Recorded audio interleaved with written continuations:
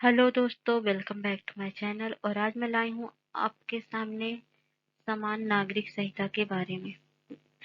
आज इस पे एक चर्चा करेंगे कि ये क्या है और कैसे इसका लाभ होगा और क्या-क्या बेनिफिट्स लोगों को इससे होने वाले हैं। तो यूनिफॉर्म सिविल कोड के बारे में इसके पहले भी एक वीडियो बना चुकी हूँ, जिसमें आप देखिएगा महिलाओं पे कैसे असर डालेगा।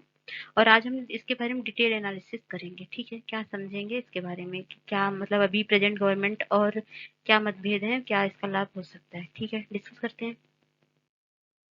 तो अगर हम अपनी राजनीति को एक तरफ रख दें और वर्तमान सरकार की रचनात्मक रवैये अपनाते हुए एक out of the box idea पर विचार करें, तो आसान रास्ता यह निकल सकता है कि इसे ऐच्छिक कानून के रूप में लाया जाए। मतलब इसको ये लाना बहुत ही इम्पोर्टेंट है और एक ऐच्छिक कानून के तहत इसको लाया जाए। तो वहीं बात बहुत चौंकाने वाली लगती है और पहली नज़र में अविश्वसनीय भी लगती है कि अगर कोई कहे कि देश में समान नागरिक संहिता का कानून बिना किसी ज़्यादा विरोध के लाया और आसानी से लागू भी किया जा सकता है, लेकिन कैसे? तो मौजूदा हालात तो यह है कि पूर्वोत्तर के कई राज्यों समेत देश के कई हिस्सों के आदिवासी समूहों और मुसलमानों, ईसाइयों, सिखों और धार्मिक समूहों के बड़े वर्गों ने इसे लेकर आपत्ति जताई है। 15 से ज्यादा राजनीतिक दल अपना विरोध जता चुके हैं और भाजपा पर आरोप लगा चुके हैं कि वह यूसीसी के बहाने 2024 का लोकसभा चुनाव में वोट का तीखा ध्रुवीकरण कराकर चुनावी ट्रंप कार्ड खेलना चाहती है। मतलब ट्रंप की तरह ये भी एक मतलब चुनावी मुद्दा इसको लोग कह रहे हैं और इसका काफी जमकर विरोध कर रहे हैं। इसमें शक नहीं है कि ये एक प्रगतिशील समाज के निर्माण के लिए यूसीसी बेहद जरूरी है। अगर हम राजनीति को एक तरफ रखते हैं और भाजपा के रचनात्मक रवैये अपनाते हुए एक out of the box idea पर विचार करने को तैयार हो, तो ये एक आसान रास्ता निकल सकता है। इसे ऐच्छिक कानून के रूप में लाया जा सकता है, यानी जो इस कानून को अपनाना चाहे वह इसे चुन ले और जो अपने पर्सनल लॉ या पुरानी परंपरा व्यवस्था पर चलाना चाहते हैं वो उसे चुन ले। प्रावधान यह हो कि जिसने भी यूसीसी का विकल्प चुना है वह अपने पुराने पर्सनल लॉ आदि पर वापस नहीं लौट सकता है। तो यही प्रॉब्लम है। आगे देखते हैं इसमें क्या है। पढ़कर बड़ा झटका लगा ना आपको, क्योंकि ये सब पढ़ के आपको झटका ही लगेगा। लेकिन आगे की लाइनें पढ़िए और जरा ठंडे दिमाग से सोचिए। देश में इनकम टैक्स देने वाले कुल 4 ही प्रतिशत लोग हैं। केवल 4% लोग इनकम टैक्स देते हैं। सरकार इनकम टैक्स कानून के तहत छूट की कुछ प्रावधानों को खत्म करना चाहती थी, लेकिन यह भी नहीं चाहती थी कि इससे कोई नकारात्मक संदेश जाए। इसलिए उसने टैक्स का नया ढांचा तो दिया, साथ ही लोगों को यह विकल्प भी दिया कि टैक्स में छूट वाले पुराने बिना छूट वाले नए टैक्स ढांचों में से किसी एक को चुन सकते हैं। मतलब और सवाल यह है कि अगर केवल 4% करदाताओं के लिए ऐच्छिक विकल्प दिया जा सकता है, तो फिर देश की समझी आबादी को प्रभावित करने वाले नागरिक संहिता के मामले में ऐसा क्यों नहीं दिया जा सकता? मतलब जिसको अपनाना है वो अपना ले और जिसको नहीं अपनाना है मत अपनाए। आगे देखते हैं। आप कह सकते हैं कि ऐसा होने पर बहुत कम लोग यूसीसी को चुनेंगे। सही बात है, हो सकता है। लेकिन ऐसा सोचना बिल्कुल गलत है। मेरा मानना है कि ऐसा होने पर पहले साल में ही 50% से भी ज़्यादा लोग इसे चुन लेंगे और अगले 5 साल में समूची आबादी से स्वतः मान लेने पर मजबूर हो सकती है।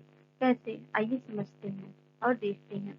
वर्ष 2017 में लोक नीति सीएसडीएस ने एक सर्वे में पाया कि देश में 40% हिंदू, 24% मुस्लिम और 38% ईसाई और 30% सिख यूसीसी लाए जाने के समर्थक हैं। यह संख्या अच्छी खासी है।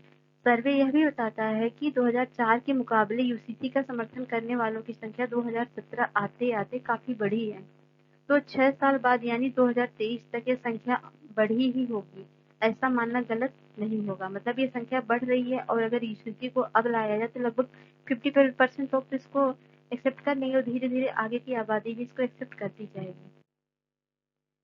तो दूसरी बात यह है कि 2019 के लोकसभा में चुनाव में भाजपा को अकेले 37.4% वोट और एनडीए को 45% वोट मिले थे। मोटा-मोटा मान लें कि ये 45% वोटर यूसीसी का समर्थन करते ही होंगे। फिर यूसीसी का विरोध करने वाली पार्टियों के बहुत से नेता कार्यकर्ता वोटर भी भीतर से इसके समर्थक ही हैं। इसके ऐच्छिक होने की स्थिति में वे भी इसे चुनेंगे ही। उधर विभिन्न आदिवासी समूहों और धार्मिक समुदायों के पास विरोध की कोई गुंजाइश नहीं हो बचेगी, क्योंकि वे अपने पुराने कानूनों पर चलने को स्वतंत्र होंगे। मतलब वो पुराने कानून पे चले या इसको मान लें, दोनों में से किसी को सपोर्ट करें। आगे है, लेकिन भविष्य में इसके दायरे में कैसे और लोगों को आने के लिए प्रेरित किया जाए, ये भी क्वेश्चन है। आसान यह है कि यूसीसी विकल्प चुनने वाले को कुछ प्रोत्साहन दिया जाए, जैसे उन्हें विभिन्न कल्याणकारी योजनाओं और सरकारी नौकरियों में प्राथमिकता दी जा सकती है। बैंकों से कर्ज की ब्याज दर में भी छूट दी जा सकती है। उच्च शिक्षा की प्रवेश परीक्षाओं की मेरिट लिस्ट में समान अंक पाने पर उन बच्चों को प्राथमिकता दी जा सकती है जिनके माता-पिता में से किसी एक ने यूसीसी का विकल्प चुना है। तो ये कुछ सॉल्यूशंस हैं जिसके द्वारा यूसीसी को लाया जा सकता है।